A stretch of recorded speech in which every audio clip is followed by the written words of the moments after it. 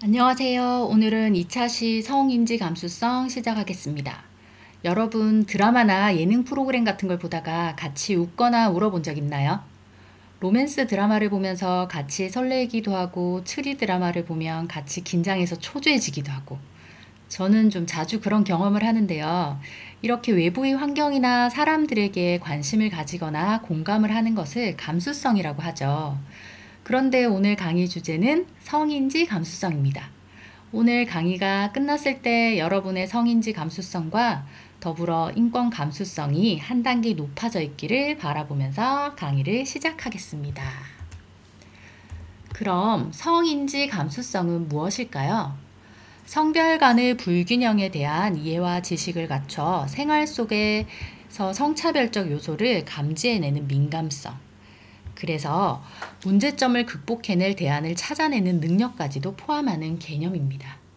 그럼 성인지 감수성이란 차별과 불평등을 인지하고 상황을 이해해서 해결책까지 찾아내는 것이겠죠. 나의 성인지 감수성은 어느 정도일까요? 약식이라 문항이 많지 않으니 지금 한번 해보실까요? 2분 드리겠습니다.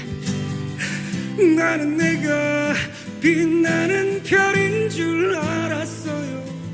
한 번도 의심한 적 없었죠. 몰랐어요. 난 내가 벌레라는 것을. 그래도 괜찮아. 난 눈부시니까. 하늘에서 떨어진 별인 줄 알았어요. 소원을 들어주는 작은 별. 다 해보셨죠? 몰랐어요. 결과도 난 한번 확인해 내가 보시기 바랍니다. 이제 영상 하나 보실게요.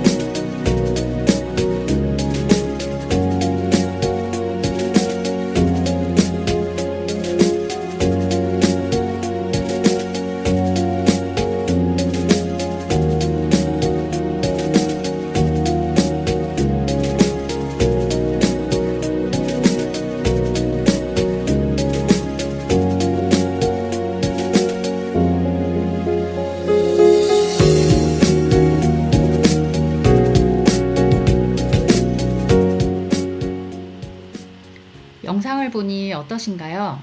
우리와 전혀 상관없는 사람들이 아니죠. 언제든 우리도 사고로 장애를 가질 수도 있고, 나이가 들어서 노인이 될 수도 있고, 나를 낳아주신 엄마는 여성이고 임산부였었고, 나는 부모님 아래 보호받으며 성장했고, 지금은 부모님의 보호자가 되어 있으시죠? 여기 나오는 모든 사람들은 우리와 같은 인간이고 조금의 다름이 있는 사람들일 뿐입니다. 앞의 영상에서 나온 사람들 모두 인권을 가지고 있죠. 인권은 인간에게 주어지는 고유의 권리니까요. 우리 아주 옛날 초등학교 때 사회 시간에 배웠었는데 다들 기억하고 있나요? 인권은 헌법에도 제정되어 있는데 몇 조일까요? 네, 맞습니다. 10조죠. 그리고 무엇을 추구한다? 네, 행복을 추구할 권리를 가진다. 인간은 그래서 행복해야 된다. 그래서 인권이 존재한다. 간단하죠. 그럼 우리 모두 행복하게 살 권리가 있습니다. 인권을 알았으니 그럼 이제 인권 감수성은 무엇일까요? 간단하게 이야기하면 알아채는 것입니다. 상대방의 처지에 대해서, 상황에 대해서 알아채는 거죠. 알아채기 위해서는 그럼 즉 인권 감수성을 높이려면 세 가지의 요소가 필요하다고 합니다. 존중, 공감, 배려. 먼저 세 개 중에 존중하려면 알아야 할 게 있습니다. 바로 차이입니다.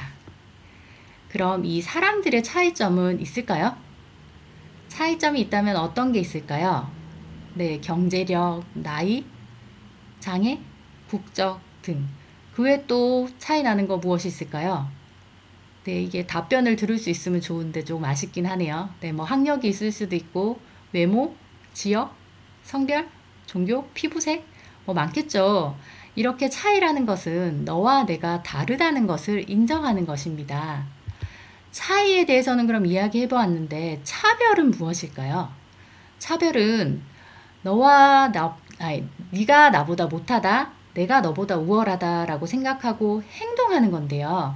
그럼 차이는 우리가 얘기했듯이 너와 나의 다른 점이라면 차별은 차이를 바탕으로 구분짓고 부당하게 대우하는 것을 말합니다. 차이라는 것은 서로의 다른 점이었고 차별이라는 것은 그것으로 인한 부당한 것이었죠. 그럼 차이는 인정해야겠지만 차별은 하지 말아야겠죠. 왜냐? 인권에서 이야기했죠. 우리 인간은 모두 행복해야 하니까. 그럼 차별을 당하면 행복하지 않겠죠. 그럼 다음 예시를 보고 차이인지 차별인지 한번 생각해 봅시다. 나는 여자고 너는 남자야. 차이일까요? 차별일까요? 네, 차이입니다. 나이가 많아서 면접에서 떨어졌어요. 네, 차별이죠. 휠체어를 탄 장애인이 줄 서지 않고 장애인 화장실로 들어갔어요. 네, 차이입니다. 남자는 울면 안 돼. 차별이죠. 영상 하나 또 보실게요.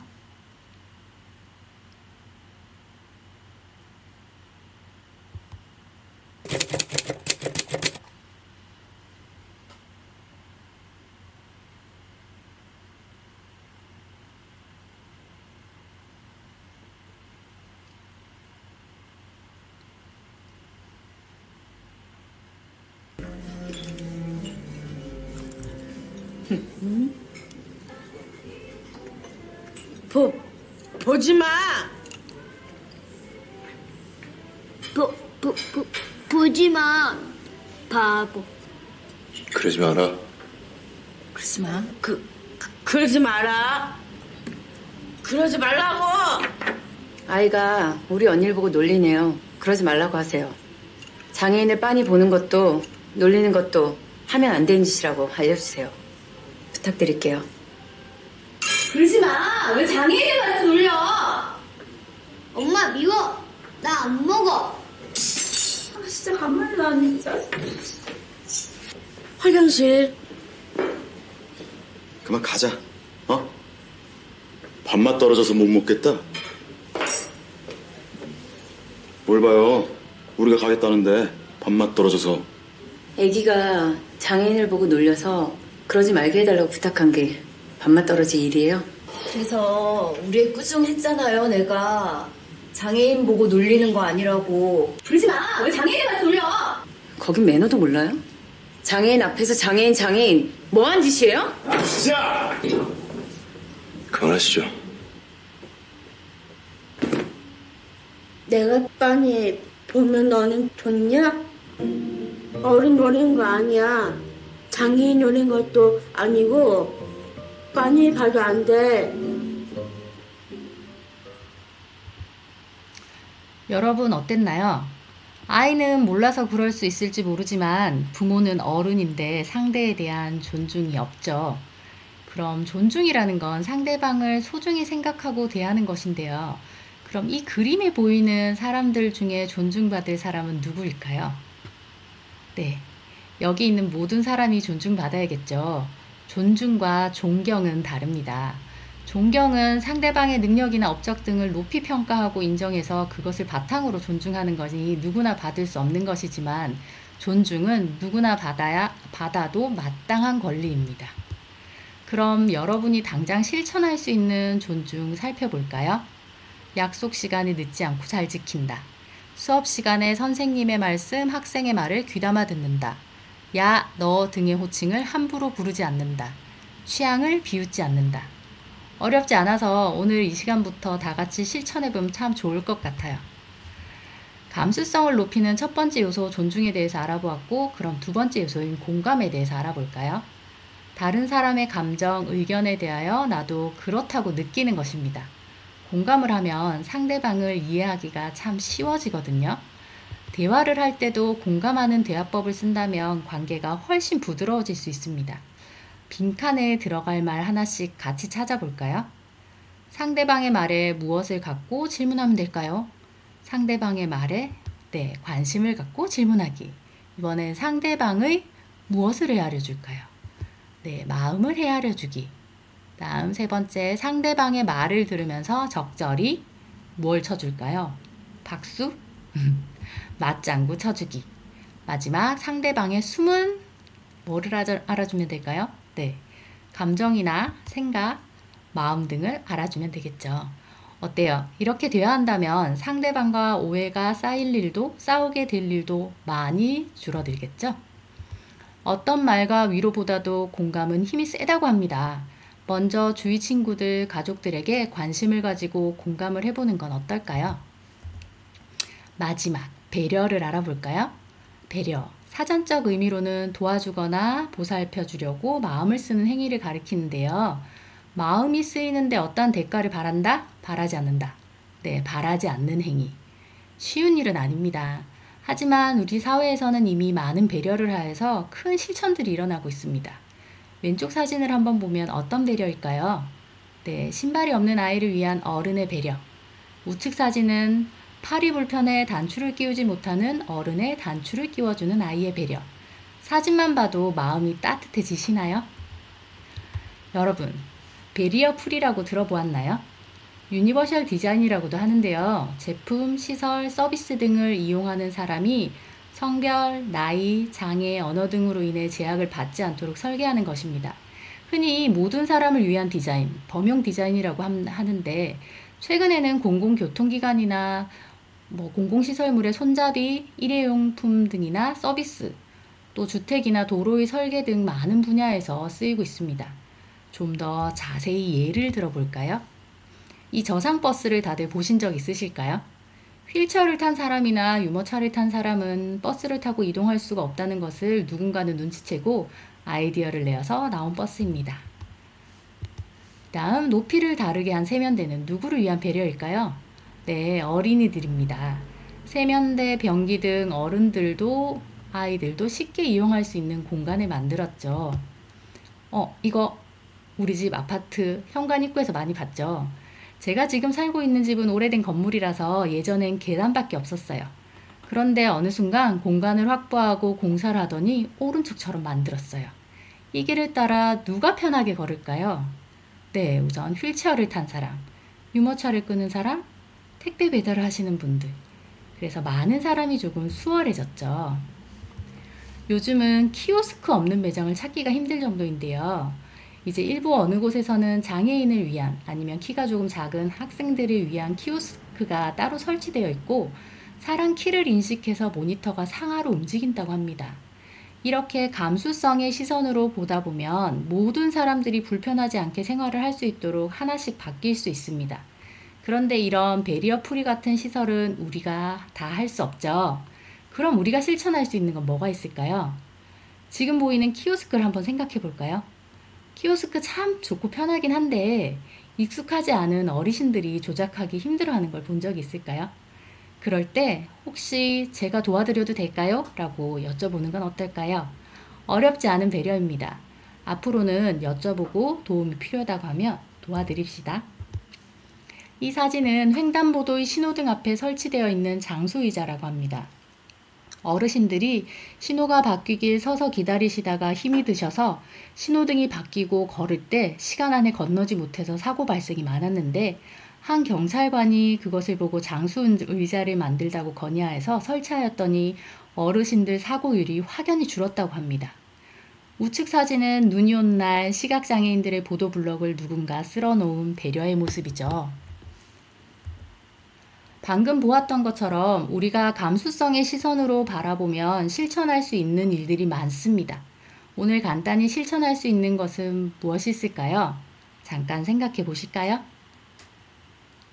여러분 엘리베이터 문이 닫힐 때 누군가 뛰어오는 사람을 위해서 문을 잡고 기다려 준 적이 있나요? 또는 여러분이 탈 수 있도록 기다려줬던 누군가가 있었나요? 특히 바쁜 아침에 아이들 등교 시간, 출근 시간, 나도 바쁘지만 또 다른 바쁜 누군가를 위하여 닫힌 버튼을 누르기보단 열린 버튼을 눌러서 같이 타는 건 어떨까요? 그런 배려를 받은 사람은 고마움을 표할 것이고 배려를 한 나는 더 기분 좋은 하루를 보낼 수 있고 이게 바로 인권 감수성의 선순환이 아닐까요? 오늘 엘리베이터에서부터 다 같이 실천해 본다면 우리의 인권 감수성을 한 단계 높일 수 있겠죠? 이제 시대에 따라서 우리가 변화하는 인권에 대해서 한번 볼게요. 역사 속에서 여성의 상과 지위를 한번 생각해 봅시다. 한국의 페미니즘의 역사는 신라부터 시작되었다고 합니다. 한국 사회의 여왕 3명은 모두 신라에서 나왔고요. 신라는 남녀 차별이 거의 없을 만큼 여성의 지위가 어느 시대보다 높았다는 점을 볼 수 있죠. 이땐 여성의 상속권도 가지고 있어서 사회에서의 경쟁력도 지고 있었다고 합니다. 이렇게 신라가 고구려 백제보다 훨씬 오랫동안 유지될 수 있었던 이유는 유교 사상이 신라에 가장 늦게 유입되었기 때문이죠. 1600년 전 고구려에는 여성 동시 통역사가 있었는데 그것은 덕흥리 고분벽화에서 확인이 됩니다. 아래 그림의 가장 오른쪽에 올림머리를 한 여성이 보이죠? 이렇게 신라 백제와 달리 고구려는 관직에 여성을 둘 만큼 여성의 지위가 높았던 것으로 보입니다. 고려시대 여성의 지위는 사회적 지위에서 혼인 형태, 재산 상속, 이혼과 재혼, 그 다음 경제적 독립성, 고려시대의 진보성에서 살펴볼 수 있는데요. 이 부분은 화면 멈춰서 각자 조금 읽어보시면 될 것 같습니다. 그 다음 조선시대의 여성상과 교육입니다. 여성상은 주로 가정 내 역할에 제한됐었고 양반 여성은 주로 내조와 자녀 교육에 집중. 문화적 표현은 기녀 및 규소와 같은 문화적으로 경직되고 정형화, 고정된 것으로 인해서 여성상이 단순화됐습니다. 교육도 물론 그럼 조금 제한적이었겠죠. 그래서 여성의 지위와 권리가 사회적으로 큰 제약이 많았습니다. 이렇게 조선시대에 들어서는 유교 사상의 영향을 받으면서 남아 선호 사상이 지배적으로 많은 가정의 문화에 영향을 줬다고 볼 수 있습니다. 그럼 역사 속에 숨어있는 성평등의 씨앗을 찾아볼까요? 신라의 원화제도와 길쌈제도가 있어요. 원화제도는 학문과 무예를 익히는 단체 우두머리 여성이 담당했고 길쌈 대회는 신라시대 여성들은 길쌈을 통해 중요한 경제활동에 참여했습니다. 삼국시대 다른 나라에 비해 비교적 양성평등이 잘 신천된 나라죠. 그 다음 남녀 동등한 고려의 호주제도가 있었는데요. 한 집안의 가계도를 기록한 호주 문서에서 대표자를 호주라고 합니다. 성평등 실천 면에서 보면 남녀 불문하고 호주가 될 수 있었고 남편 사후에는 아내가 호주가 되기도 했습니다. 그래서 인식의 변화와 관점의 차이를 한번 보면 오늘의 마지막 주제인데요. 노르웨이의 적극적인 평등 정책을 살펴보면 국왕과 왕세자를 제외하고 20명의 정부 구성원 중 정부의 여성 장관 비율이 40%나 됐고 성씨 선택이 자유로운 나라들이 있습니다. 성씨 선택이 자유로운 나라들을 보면 대한민국은 주로 혼인신고 시 결정되고 전통적으로 아직 아버지의 성을 따르긴 하죠. 그러나 법적으로 어머니의 성씨 선택도 가능합니다. 중국은 전통적으로 아버지 성씨를 따르는 경향이 있지만 1980년 법 개정으로 어머니 성씨 선택도 가능하게 돼서 요즘은 어머니 성씨를 선택하는 비율이 점차 증가 중이라고 합니다. 미국은 결혼 시 배우자의 성씨를 선택할 수 있는데 많이들 남편의 성을 주로 따르고 있긴 하죠. 그런데 자녀는 부모의 성씨 중 하나를 선택하거나 새로운 성씨를 만들 수도 있습니다. 일본은 법적으로 동일한 성씨를 사용해야 하는데 주로 남편의 성씨를 사용하도록 해서 성평등 논란이 아직도 있다고 합니다. 북유럽 국가들은 부모의 성씨 중 자유롭게 선택 가능한데 특별히 선택하지 않으면 기본적으로 어머니의 성씨를 따르게 되어 있고요. 부모 중 자유롭게 선택이라서 형제 자매 간의 성씨가 다른 경우도 많다고 합니다. 그래서 생활 속에 이제 성 고정관념의 변화를 살펴보면 역사적으로 여성이 배에 타면 배가 침몰한다는 미신 때문에 전함의 탑승은 제한됐으나 현재는 전함 지휘관으로 여성이 활약하기도 합니다. 미국의 사례를 보면 USS 컨스티튜셔너나 에브리엄 링컨호에서 여성이 지휘관을 맡기도 하고 있습니다. 그래서 그럼 남자만 군대 가나요? 아닌 거죠. 지금 보면 그래서 노르웨이 같은 경우에는 세계 유일의 여군 특수부대도 있는데 조금 특이한 건 남녀 혼성 생활관을 사용합니다. 그만큼 훈련도 남녀 차별 두지 않고 아주 혹독하기로 유명하다고 하는데요. 이렇게 군대뿐만 아니라 예전에 성별로 인해 입학이나 취업이 제한되었다면 요즘은 많이 폐지되고 있는 추세죠. 특히 국군 간호사관학교도 2012년 이전에는 남학생을 선발하지 않았는데 그 이유는 선발을 하면서 경쟁률이 어마어마하답니다. 요즘은 사실 주변 종합병원에 가면 남자 간호사를 보기가 어렵지 않긴 하죠. 요거는 제가 그냥 하나 소개해주고 싶은 인권과 관련된 영화인데요. 인도 영화 단갈이라는 겁니다. 실화를 바탕으로 해서 여성 레슬링 선수의 이야기거든요. 요거 시간 되시면 이거 한번 보시면 괜찮을 것 같아요. 의외로 이 영화는 아이들이 학교에서 이미 본 곳도 많더라고요. 보면 아빠가 딸에게 레슬링을 가르치는 것을 사실 딸은 싫어하거든요. 그런데 아빠가 그렇게 얘기해요. 적어도 너희 아빠는, 아니 친구가 이런 말을 합니다. 난 그런 아빠가 있었으면 좋겠다. 적어도 너희 아빠는 너희를 아끼잖아. 라면서. 그래서 이 아빠는 딸을 지키기 위해서 세상과 맞서 싸우십니다.